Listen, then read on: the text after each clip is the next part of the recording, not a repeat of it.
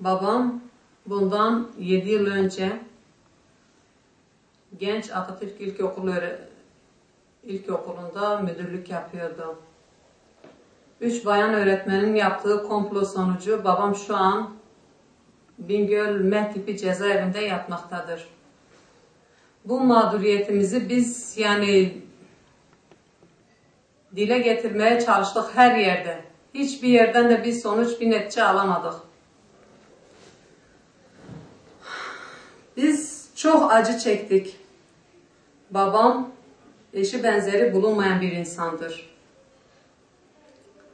Bütün çocukları devlet kamuda görevlidir bütün kardeşlerim. Hepsi de üst düzey görevdedirler. Böyle temiz evlat yetiştiren bir insana böyle çirkefçe bir iftiranın atılması gerçekten içler acısı bir durumdur. 7 yıl önce babam görev yapmaktayken okulda görev yapan hakimin karısı ve bir bayan öğretmen daha, ondan sonra beden öğretmeniyle beraber bunlar babama bir komplo kuruyorlar. Sebep ise bunlar sürekli geç derslere giriyorlar.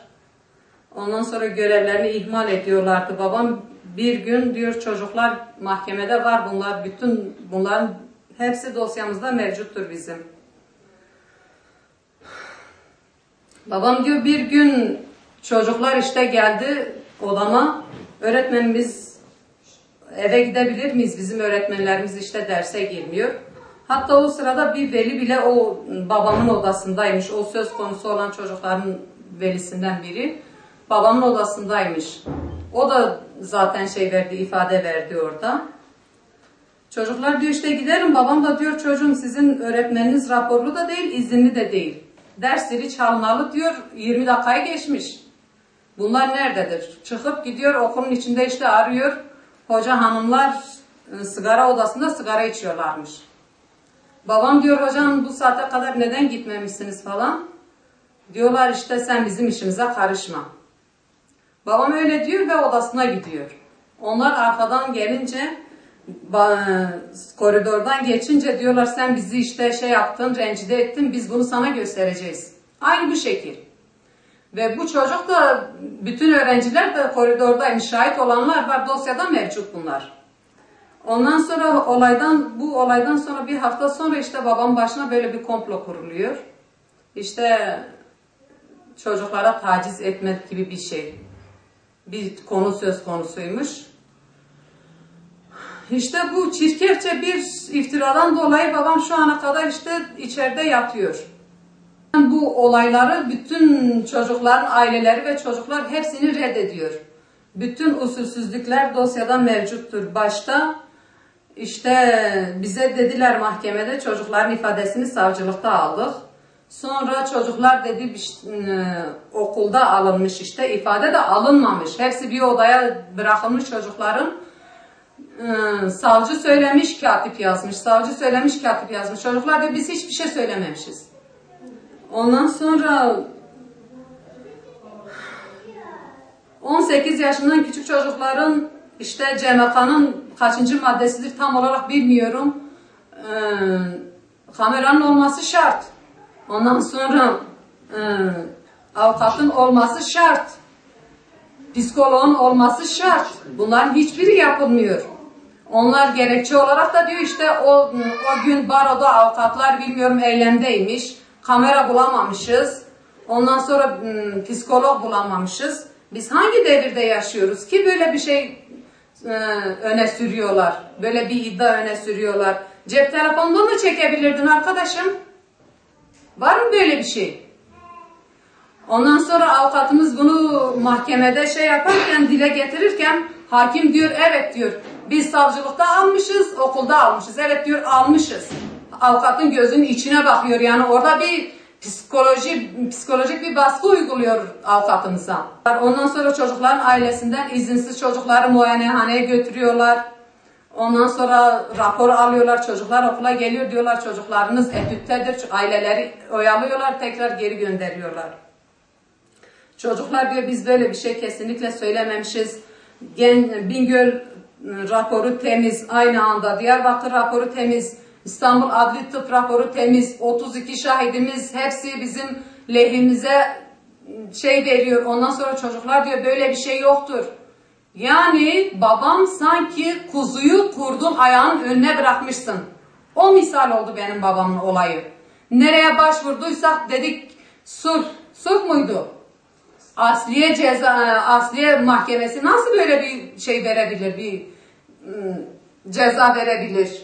Biz Bingöl ağır ceza istedik şeyinizi, mahkemenizi dediler küçük bir şeydir, böyle bir şeyler dedi Cenaka'da şeyde olmaz dedi, ağır ceza mahkemelik bir şey yoktur. Tekrar gençler şey yaptılar, bizim mahkememizi gördüler. Yani tarihte görülmemiş bir şey ya. Sen kalk iki kişi yani kim kimden şey yapıyorsa şu an kim kimden kıçık alıyorsa getirsin 2 tane çocuğu. Efendim Ahmet falan kese taciz etmiş. Filan kese taciz etmiş. Olay bitmiştir arkadaş. Yani seni harcarlar, seni ipe bile götürürler bu şeyler. Bir iddiadan dolayı benim babam 27 yıl hapis verilmiş ya. Var mı böyle bir şey? Dedem bundan dolayı kalp krizi geçirdi, vefat etti. Hiç kimseye hakkımızı helal etmiyoruz. Çocukların aileleri her zaman dedi biz bu adamdan kesinlikle böyle bir şey yoktur. Çocuklar hakeza. Adamlar astılar, kestiler, biçtiler, oraya bıraktılar.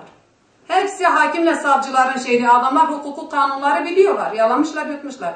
Biz zavallı halk nereden bilelim bu oyunları? Hukuk kelime oyunudur. Bilemeyiz biz bu şeyleri. Her yere de başvurduk, hiçbir netice de alamadık. Yani mağduriyetimiz çok büyüktür bizim. Yani biz Allah'a havale ettik hepsini. Hiçbir şey demiyoruz. Ve şu anda babamın yani bu olayla bunu karşılaştırıyoruz. Yani adamlar elle tutulur deliller, ondan sonra yapılmış şeyler. Babamsa bir iddiadan ibaret 27 yıl yatıyor ya. Adam orada çürümüş, kalp hastası olmuş. Ondan sonra gözleri görmüyor. Bitmiş benim babam orada ya. Babamın kanı orada kurudu orada ya. Yani bu hep kul hakkı değil mi? İnsan böyle mi yapar bir insan? Şu an tam hepsini hatırlamıyorum. Yani dosyada bir sürü usulsüzlükler var. Kadının kocası hakim iddia eden. Ondan sonra kocası giriyor ya. Kadın iddia ediyor, kocası bizim mahkememize giriyor. Var mı böyle bir şey? Biz sonra reddi hakim talebinde bulunduk. Ondan sonra talebimiz kabul edildi. Zaten hakimin arkadaşı girdi bizim mahkemeye. Aynı. Ahmet girmiş, Mehmet girmiş. Fark etmiyor ki. 4'ü 1 oldular. Babama cezayı kestiler. Adamlar sonunda da kutlamalarını yaptılar. Bütün hepsinin ifadeleri çelişkilidir. Dosyada hiçbirinin ifadesi birininkini tutmuyor. Dosyada her şey mevcuttur. Dosyamızın tekrar açılmasını talep ediyoruz biz. Zamanın savcılarından İsmail Sarı diyor işte mahkemeye çıkmış bir savcı nasıl şahitlik yapabilir ya? Gelmiş diyor ben bu mahkemede diyor şahidim.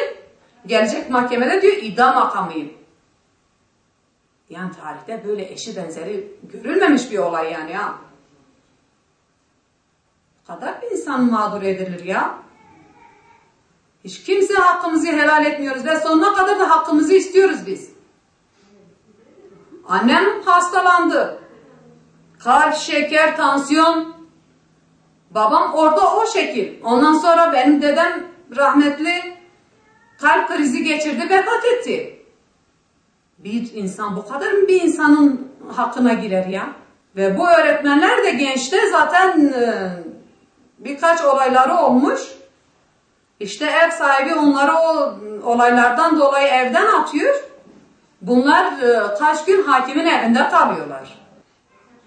Ve okulun sigara odasındayken Mümin diye bir öğretmen varmış. Şu an ismini tam hatırlamıyorum. Dosyada ismi mevcuttur.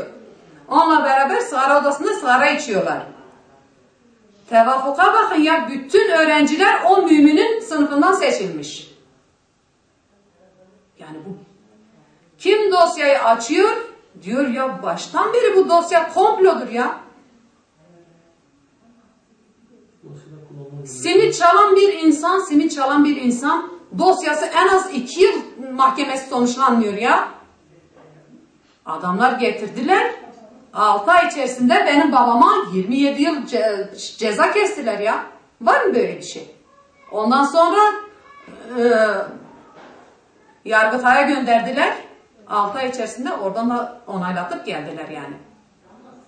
Birbirini atmıyorlar yani. Hukuk demek bizim açımızdan böyle işliyor da diğerlerinin açısından başka bir şekil mi işliyor? Bu ne biçim bir adalettir? Zaten söz konusu olan çocuklar bile diyor bunlar bizi tatille, parayla bizi kandırmaya çalıştılar. Söz konusu olan hakimin karısı. Çocuklar diyor işte demişler siz bizim dediğimizi yaparsanız biz sizi tatillere götürürüz. Notlarınızı yüksek veririz. Şey yapmazsanız da sizi cezalandırırız, notlarınızı düşürürüz. Ondan sonra bu çocuğa, bunlar para veriyorlar çocuklara, söz konusu çocuklara. Koridorda, dosyada da mevcut bu yine. Melih Doğan diye bir çocuk var. Melik Doğan diye bir çocuk var. O zaman da okulda öğrenciymiş. O işte geldi mahkemede ifadesinde ver dedi. Ben gördüm işte parayı çocukların eline sıkıştırıyorlardı diyorlardı. Alın dediğimizi yapacaksınız mutlaka. Onu da yani parayla yaptırıyorlar çocuklara. Ondan sonra öğretmenlerin, söz konusu olan öğretmenlerden Mine Gündüz, beden öğretmeni işte geldi dedi ben vicdan azabı çekiyorum. Babamı işte ceza verecekleri bir gün öncesinden. Diyor ben işte avukatımızın bürosuna geldi. Kadın geldi konuştu dedi ben vicdan azabı çekiyorum dedi. İşte biz demişiz ki dedi işin hepsini yapan hakimin karısıdır Rabia Durmuş. Dedi hanımefendi şimdi dedi şey yapıyor. Korumalarla gidip geliyor okula. Dedi biz ise başka yere sürüldük. Dedi her şeyi yapan odur dedi çocukları ayarlayan odur. Çocuk zaten bu Melih Doğan adındaki çocuk mahkemede ifade verdikten sonra bu Mine Gündüz çocuğa işte koridora çıkarken mahkemeden çıkınca koridorda çocuğa tokat atıyor. Çocuğun raporu da var. Çocuğa tokat atıyor diyor sen nasıl böyle bir şey söylersin? Çocuğa tokat atıyor ve biz bunu çocuk gitti rapor aldı, darp raporu aldı.